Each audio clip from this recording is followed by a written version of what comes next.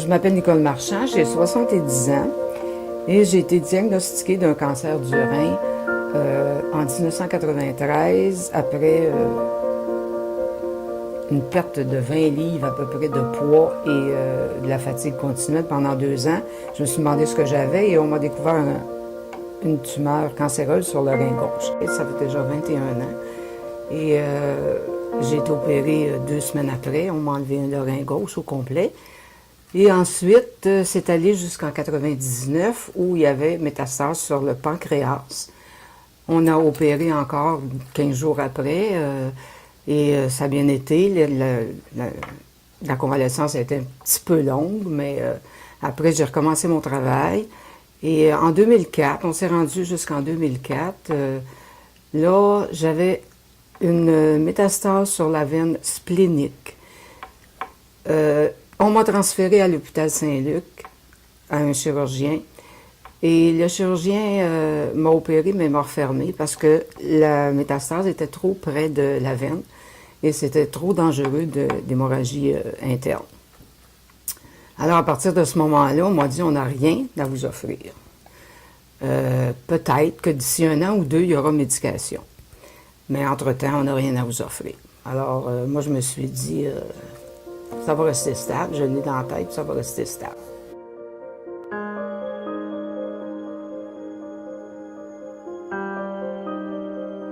Comme de fait, en 2006, le médicament de première ligne est sorti. On me l'a tout de suite on a administré. Et puis, j'ai fait 3 ans, presque 3 ans et demi avec. Ça a bien été. Il y a eu des effets secondaires, évidemment, mais ça a bien été. En 2008, une petite métastase sur le foie. On opère, on enlève la métastase. Et je continue avec un autre médicament, le médicament de 2e ligne, qui, lui, m'a apporté plus d'effets secondaires et des effets secondaires plus dangereux, si vous voulez.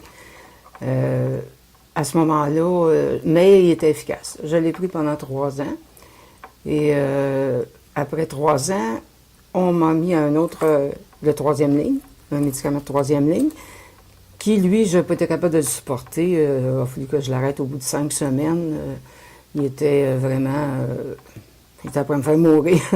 Alors, on l'a arrêté. On m'a donné un médicament de 4e ligne que j'ai pris 12 semaines et qui n'a fait aucun effet. Médicament de 5e ligne qui, la même chose, 12 semaines, ne fait aucun effet. Là, je viens de voir mon neuro-oncologue et il m'a dit on retourne aux médicaments de première ligne en 2006 parce que les cellules peuvent avoir oublié sa substance. Alors, il peut refaire un effet. Et c'est ce que j'attends d'ici 1 semaine ou 2. Là. Il a fait les demandes et j'attends de recommencer le médicament de première ligne.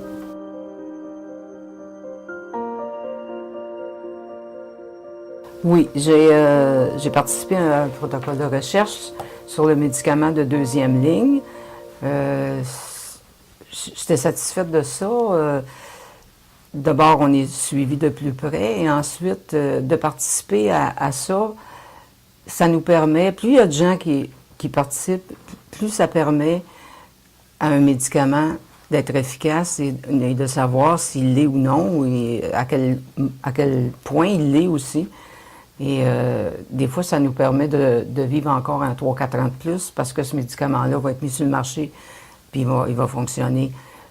Ça a été ma satisfaction de participer à ça, d'aider pour que le médicament, justement, soit reconnu. C'est un peu ça.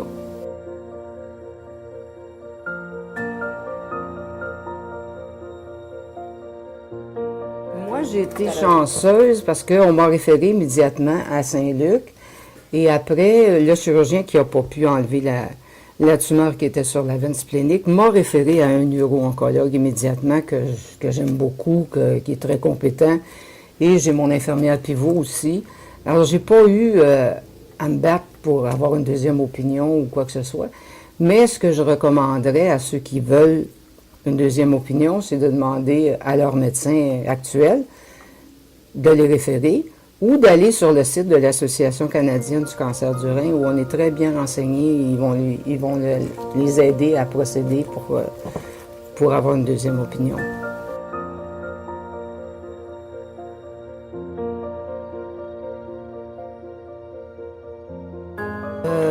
Moi, la première fois que j'ai reçu, parce qu'on reçoit ce médicament qui est d'exception, on va pas chercher à la pharmacie, on le reçoit, moi je le recevais par PO Later. Et la première fois que je l'ai eu dans les mains, je me suis mis à trembler. Il y a plein d'émotions qui ont monté. Qu'est-ce qui va m'arriver avec ça? Qu'est-ce qu'il y a là-dedans? C'est un poison. Et j'avais tellement peur de le prendre, mais je savais très bien qu'il fallait que je le prenne pour sauver ma vie, dans un sens, ou la prolonger de beaucoup. Alors, c'était ça, mais je peux dire que oui, ça brasse l'intérieur. La première fois. Après ça, c'est devenu comme une routine et c'était correct. J'avais peur des effets secondaires, évidemment, parce qu'on m'en avait fait une grande liste. Et qu'est-ce qui va m'arriver? Les effets secondaires du premier traitement, de la première médication, c'est des ulcères dans la bouche qui sont très désagréables. J'ai eu aussi le syndrome main-pied, mais ça a duré à peu près un mois et ça s'est pas revenu. C'est à peu près tout. Et de la fatigue, évidemment, un manque d'énergie, ça, c'est à peu près avec tous les médicaments. Mais il y en a des plus dangereux qu'il faut absolument appeler son médecin aussitôt qu'il se manifeste. Moi, avec le médicament de troisième ligne que j'ai pas été capable de supporter, je pense qu'il y a j'ai une part de responsabilité parce que j'ai attendu 10 jours. J'avais une diarrhée épouvantable. Et j'ai attendu 10 jours avant de communiquer avec mon infirmière pivot, ce qui était beaucoup trop long, qu'on m'a dit, on m'a chicané. Et là, ça a débalancé tout mon système. Tout s'est mis à pu être normal, la pression, la glycémie, le coumadin, toute la thyroïde. Alors, c'est là qu'était le danger. Dans le fond, c'est pas la diarrhée qui est dangereuse, mais c'est d'attendre trop longtemps avant de communiquer pour savoir quoi faire. Moi, là, tout de suite, on m'a fait donner une injection de vitamine K, je pense, justement pour le coumadin qui baisse. Et on m'a dit de prendre des Imodium, on m'a dit de prendre du Gatorade, on m'a dit de prendre du Boost. Mais là, au moins, je savais quoi faire, parce que j'avais aucun appétit non plus. Mais je savais quoi faire. C'est ça qui m'a remonté.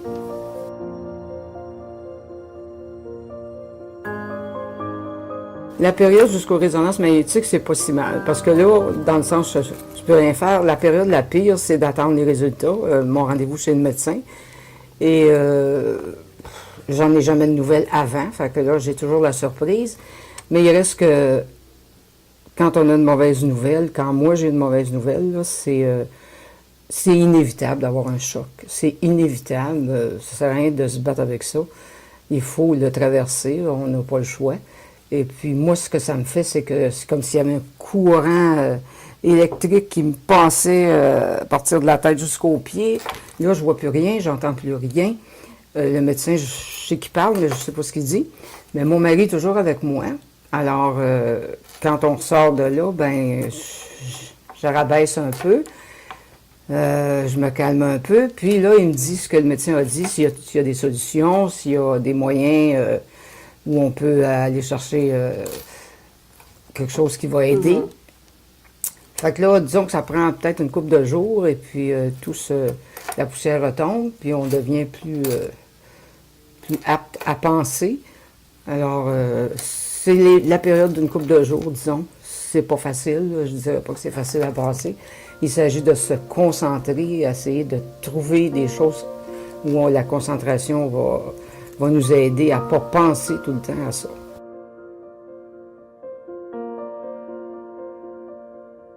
La chose principale et essentielle, c'est de vivre une journée à la fois. C'est absolument essentiel. Il faut absolument s'habituer à ça et s'entraîner à ça.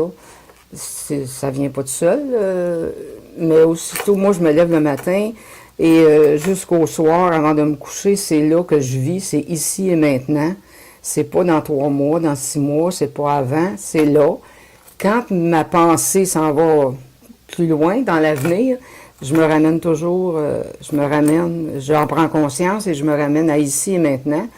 Il y a des trucs, vous allez prendre une marche, vous lisez, vous vous concentrez sur quelque chose que vous aimez faire et c'est plus facile à ce moment-là. Ça va revenir souvent les premiers temps, mais à la force de le faire, on vient qu'on s'habitue et c'est plus facile. Mais ici et maintenant, c'est le secret. C'est le secret.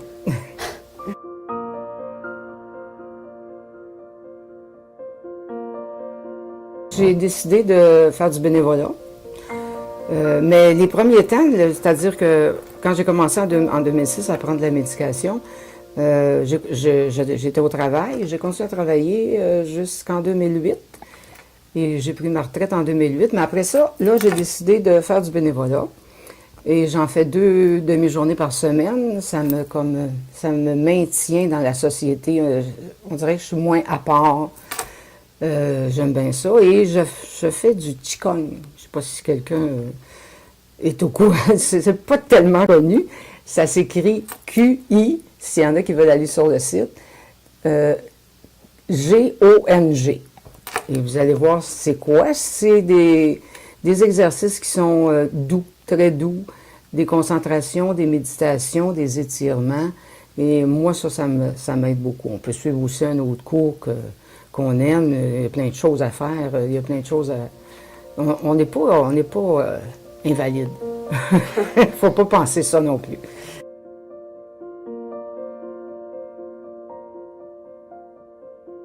Bon, alors je suis rendue à la 8e année et 6e traitement de médication. J'en ai passé 6. C'est-à-dire que je dois passer le 6e bientôt. Et j'ai pas mal d'expérience là-dedans. Mais là où j'en suis rendue, c'est revenu un peu parce que j'ai eu un petit peu de mauvaise nouvelle la dernière fois que j'ai vu mon neuro-oncologue.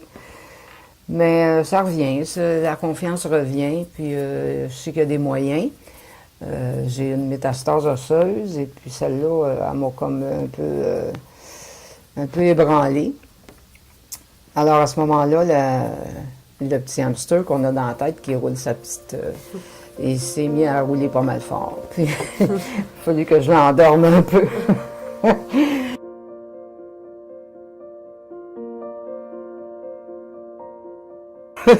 Chacun trouve ses moyens. Puis je pense qu'on a une force insoupçonnée. Quand ça arrive, d'abord avant tout ça, on pense jamais. Moi, il m'aurait parlé de ça, j'aurais jamais été capable de passer ça. Mais quand on est dans le bain, il y a une force insoupçonnée qui sort et puis qui nous aide à trouver des moyens pour se calmer, pour essayer d'avoir une vie quand même agréable, parce que ça, c'est possible. C'est bien, bien, bien possible d'avoir une vie agréable. Et de ne pas penser non plus qu'après le premier médicament, on est faite. Non, il y en a plusieurs. Il y a autre chose après. La recherche continue. C'est merveilleux quand même. Moi, en tout cas, d'année en année, il y avait toujours quelque chose qui était sorti récemment que je pouvais prendre. C'était merveilleux pour moi de ce côté-là, mais là, il y a encore des choses qui se développent et il faut jamais perdre d'espoir, il ne faut jamais penser que c'est fini.